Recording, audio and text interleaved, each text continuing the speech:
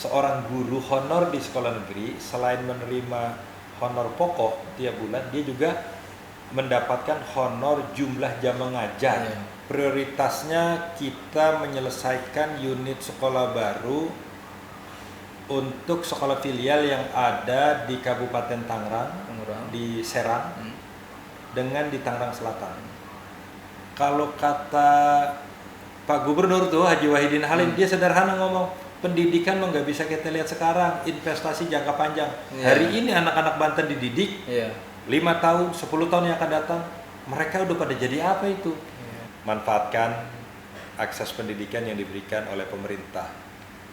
Kalaupun tidak semua bisa memanfaatkan itu, ada institusi-institusi lain yang masyarakat bisa memilih, misalnya sekolah-sekolah swasta.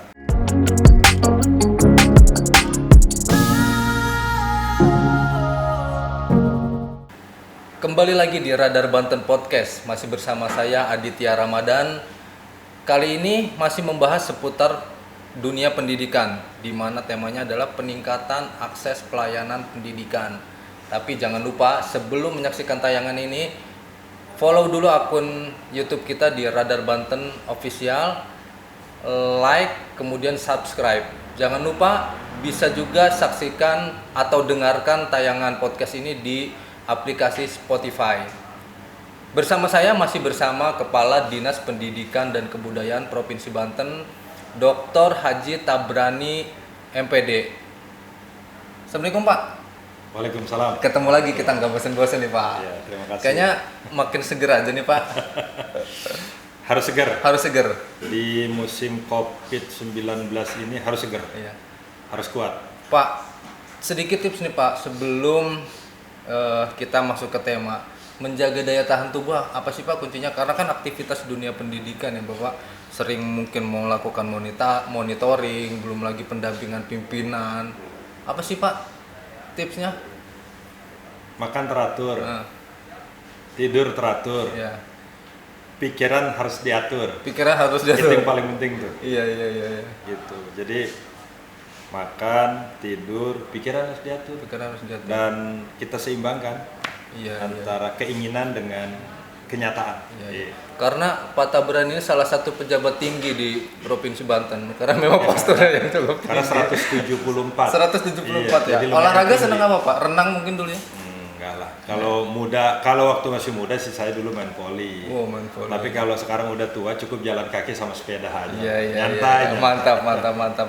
Pak, masuk ke tema kita berbicara peningkatan akses layanan pendidikan.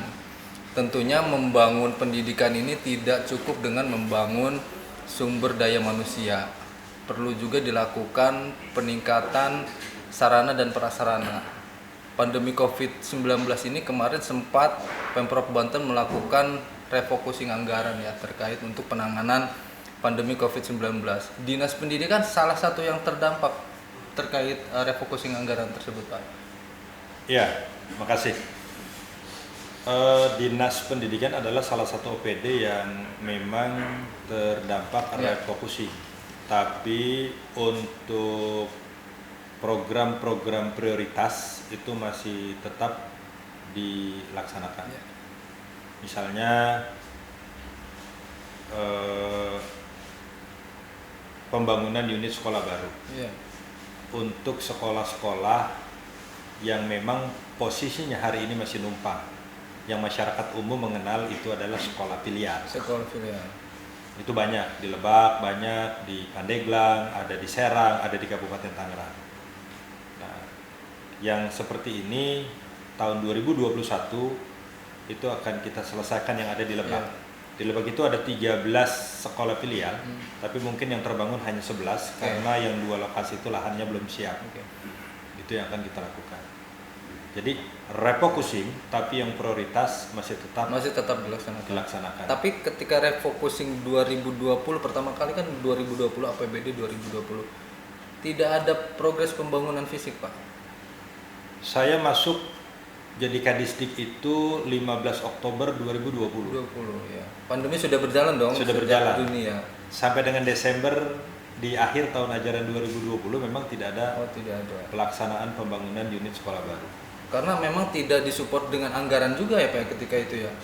Saya tidak cerita ke belakang ya, karena saya tidak tahu. Yang jelas ketika Bapak di sini menjabat, ketika 2021 masuk, meskipun pandemi Covid, tapi program prioritas tetap dijalankan begitu Pak ya. Iya. Saya masuk, kemudian Pak Gubernur Haji Wahidin Halim itu menyampaikan agar menuntaskan program prioritas pembangunan sekolah untuk memudahkan akses masyarakat bersekolah. Maka kami merancang untuk menyelesaikan pembangunan unit-unit sekolah baru bagi sekolah-sekolah yang statusnya negeri tapi numpang. Itu kami prioritaskan. Dalam perjalanan ada refocusing anggaran. Nah, akhirnya mana yang prioritas utama itu yang harus kami lakukan. Maka yang prioritas utama adalah menyelesaikan pembangunan sekolah-sekolah filial yang hari ini posisinya numpang. Kalau anggarannya waktu itu tidak ada persoalan, kita akan bangun USB ada di sekitar Tangerang sana, di Kabupaten Tangerang, Kota Tangerang, Tangerang Selatan, Serang, Pandeglang, itu kita bangun. Tapi karena anggarannya terkurangi, maka akhirnya kita prioritas itu ada di kabupaten. Pak, bisa nggak sih ke depan dibantu dengan lobby-lobby ke pemerintah pusat melalui Kementerian Pendidikan untuk ada supporting anggaran untuk melakukan pembangunan sekolah di Provinsi Banten, Pak? Artinya tidak hanya mengandalkan APBD, tapi kan akan lebih bagus ketika anggaran dari pusat juga bisa ditarik untuk ini. Hari ini sudah terjadi. Sudah terjadi. Hari ini pusat sudah memberikan support anggaran dalam bentuk DAP, dana alokasi khusus fisik ya. Itu yang mengelola terbanyak itu di Dinas Pendidikan. Oh gitu. Apa yang dibiayai oleh DAP itu untuk RKB, ruang kelas baru, RPS, ruang praktek siswa. Nah, jadi cuma memang bukan USB. Kalau USB itu kan nol bangun sekolah itu USB. Tapi kalau DAP itu RKB. RKB itu sekolah sudah punya ruangan tapi masih kurang. Itu kita tambahin. Berarti jatuhnya peningkatan sarana dan prasarana pendidikan. Ya, itu peningkatan sarana prasarana. Nah, sekolah bisa dapat anggaran itu hasil pendataan Dindik dulu atau seperti apa ya? Atau yang mengatur Dindik dan DAK tersebut, Pak? Sekolah ini yang akan diberikan gitu. Jadi sekolah-sekolah yang mendapatkan DAK itu pertama basis datanya adalah sekolah-sekolah yang dapodiknya aktif dan baik. Yang pertama itu basis data. Yang kedua adalah hasil pembahasan bersama antara Bappenas dengan Dinas Pendidikan, dengan Kementerian Pendidikan. Itu dibahas bersama. Kalau sekolah ini seperti ini, profil sekolahnya, kekurangannya itu kan di Dapodik itu sangat tergambar itu. Jumlah siswa, keadaan sekolah itu sangat tergambar. Itu dibahas bersama. Setelah dibahas bersama, jadilah sebuah ketetapan yang dilakukan oleh kementerian. Makanya tahun ini, tahun 2021 ini banyak tuh di 8 kabupaten kota ada sekolah-sekolah yang mendapatkan pembangunan fisik dalam bentuk RKB dan RPS serta pembangunan lain yang dapat misalkan RPS itu laboratorium sekolah, misalkan perpustakaan sekolah bisa itu Pak? Iya. Ruang praktek siswa, ruang perpustakaan gitu. Termasuk ruang gurunya? Ruang guru sepertinya tahun ini tidak ada. Biasanya ada yang begitu. Ruang guru nanti kita prioritas dari APBD.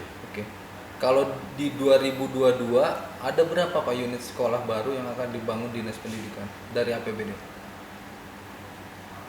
2022 prioritasnya kita menyelesaikan unit sekolah baru untuk sekolah filial yang ada di Kabupaten Tangerang, di Serang, dengan di Tangerang Selatan. Jumlahnya saya nggak hafal persisnya, tapi itu.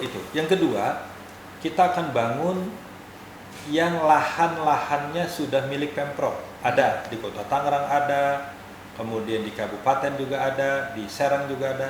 Lahan Pemprov memang peruntukannya sekolah, itu akan kita bangun. Oke. Jadi memang kepeduliannya cukup tinggi Pak ya terkait pembangunan unit sekolah baru ini ya Pak ya.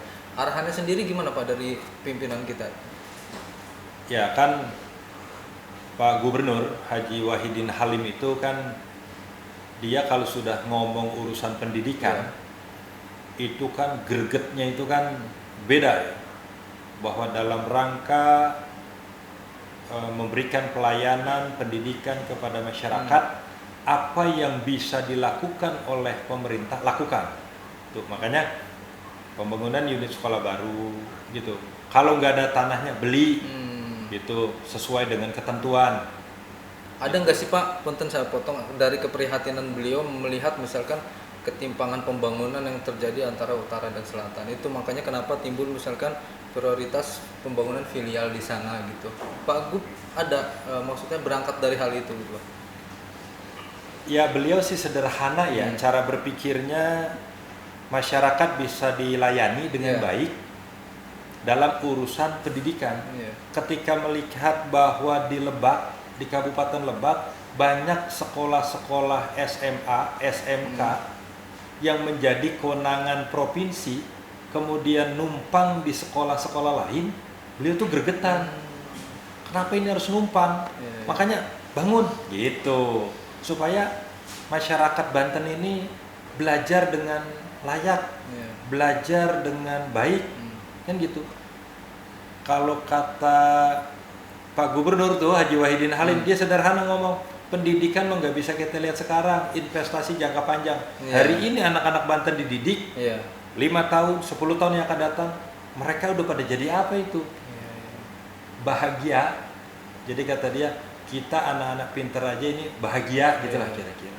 Berarti lebih kepada membayangkan bagaimana investasi pendidikan 10 tahun ke depan, 15 tahun ke depan begitu Pak ya? Iya, walaupun sekarang kata beliau kita tidak langsung melihat hasilnya, tapi paling tidak apa yang kita lakukan hari ini adalah untuk kebahagiaan anak-anak kita di masa yang akan datang. Sederhana kan Pak Gubernur kalau berpikir itu. Jadi nggak ada tuh bangun sekolahan itu kepikirannya, pokoknya orang masyarakat Banten harus belajar dengan baik gitu.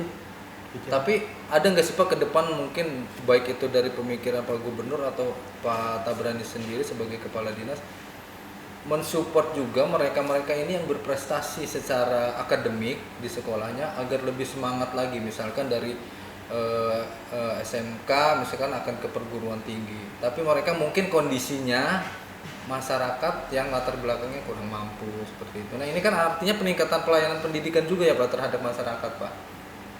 Itu yang Pak Gubernur berulang kali menyampaikan kepada kami.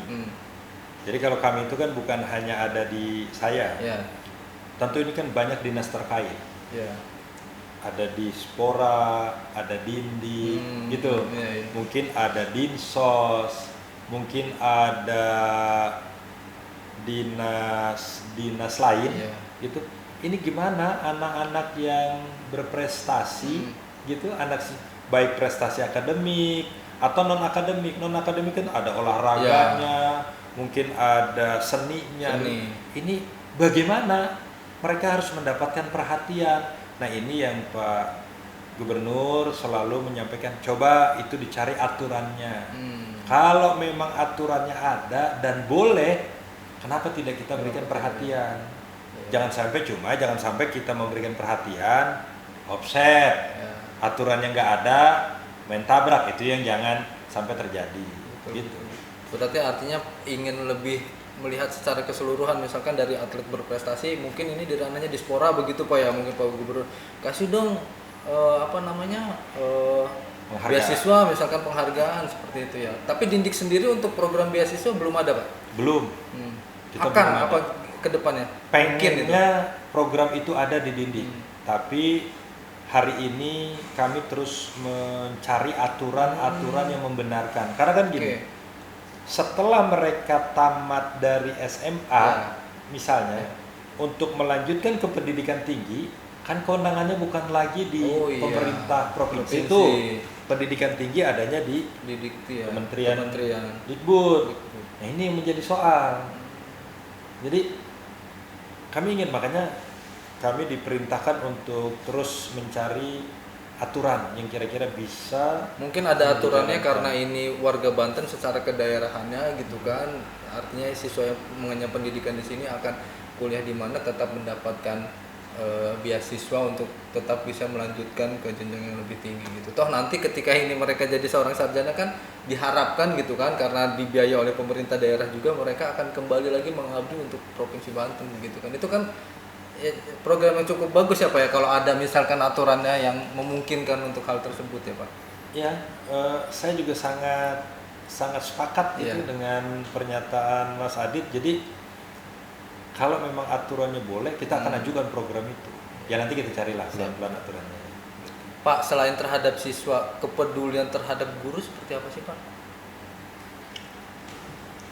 Meskipun saya masuk baru pada bulan Oktober 2020, tapi saya terus mempelajari hal-hal yang dilakukan oleh pemerintah provinsi. Pak Gubernur Haji Wahidin Halim itu bagaimana sih cara dia memberikan perhatian di dunia pendidikan, bukan hanya membangun USB sebagai sarana prasarana, tapi juga memperhatikan para guru-gurunya. Nah, ini yang harus saya jelaskan. Di posisi hari ini, guru-guru honor yang ada di sekolah negeri ini kesejahteraannya sudah cukup baik menurut ukuran kami, Mas. Kenapa saya katakan cukup baik? Sekarang guru-guru honor di sekolah negeri dia sudah diberikan honor berupa honor tetap. Honor tetap ya. Misalnya untuk wilayah Tangerang Raya 1,7. Di wilayah Lebak kalau nggak salah 1,1 lah ya. Nah, selain itu mereka dibayar juga honor jam mengajarnya. Seorang guru honor di sekolah negeri selain menerima honor pokok tiap bulan, dia juga mendapatkan honor jumlah jam mengajar. Kalau dia ngajar 20 jam, berarti dikalikan 75.000, 1,5 juta.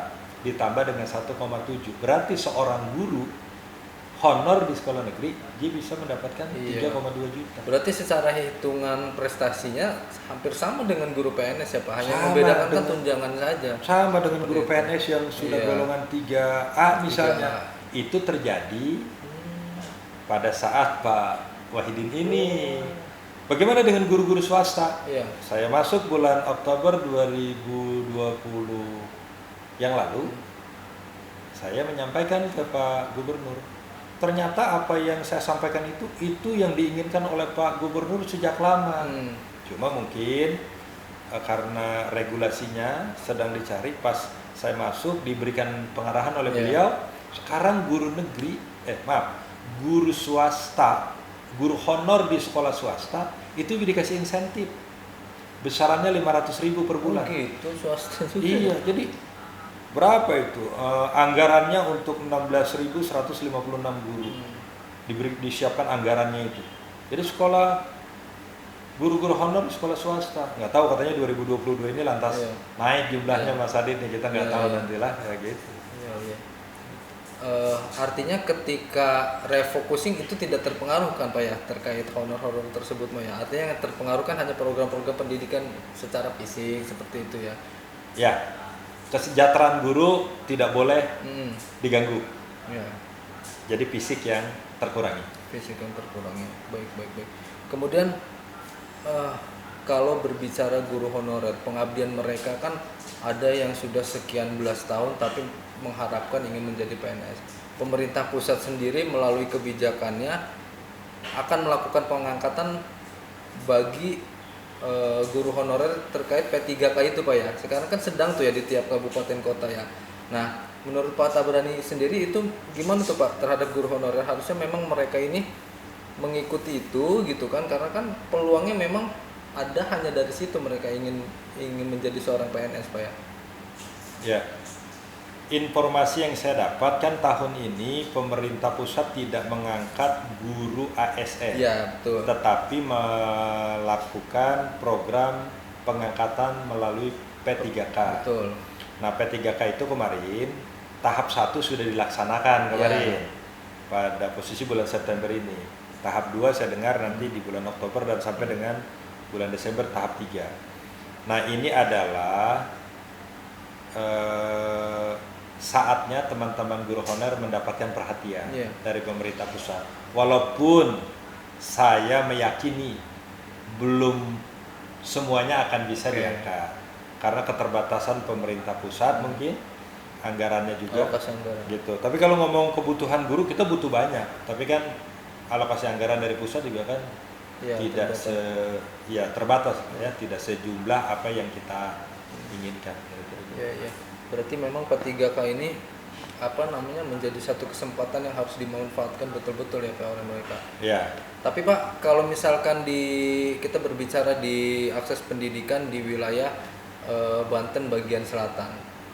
Sekolahnya ada, tapi kadang muridnya mereka lebih memilih karena ada beberapa pemberitaan dari kita juga, terutama selama pandemi ini, memang mereka akhirnya seperti putus harapan untuk kembali bersekolah gitu. Nah, peran-peran guru ini, terutama guru-guru honorer, mereka yang dengan sukarela mendatangi ke tiap sekolah, kemudian dengan sukarela mengumpulkan mereka di satu rumah untuk melakukan pengajaran. Nah, ada tidak sih Pak bentuk apresiasi khusus Pak bagi mereka, tidak hanya mungkin yang tadi tunjangan dan segala macam gitu ya, ketika mereka yang melakukan upaya yang luar biasa gitu Pak terhadap peningkatan akses layanan pendidikan ini Pak? Ya saya kira pemerintah itu kan kalau memberikan penghargaan itu kan harus ada aturan-aturan yang normatif ya, jadi harus ada ketentuan. Saya kira dengan pemerintah sekarang, pemerintah Provinsi Banten dengan memberikan perhatian, peningkatan kesejahteraan bagi guru, honor di sekolah negeri, kemudian memberikan insentif, itu bagian dari perhatian pemerintah. Nah, persoalan sekarang juga ada siswa yang mungkin karena lamanya nih nggak belajar, mungkin mereka kemudian lebih betah di rumah, yaitu adalah merupakan sebuah kewajiban bagi seorang guru untuk kembali mengajak anak-anaknya belajar ke sekolah. Betul kalau hari ini ada anak-anak juga yang rada enggan diajak ke sekolah, mungkin karena sudah saking enaknya lah gitu ya bahkan di rumah. Tahu-tahu malah memilih menikah Pak.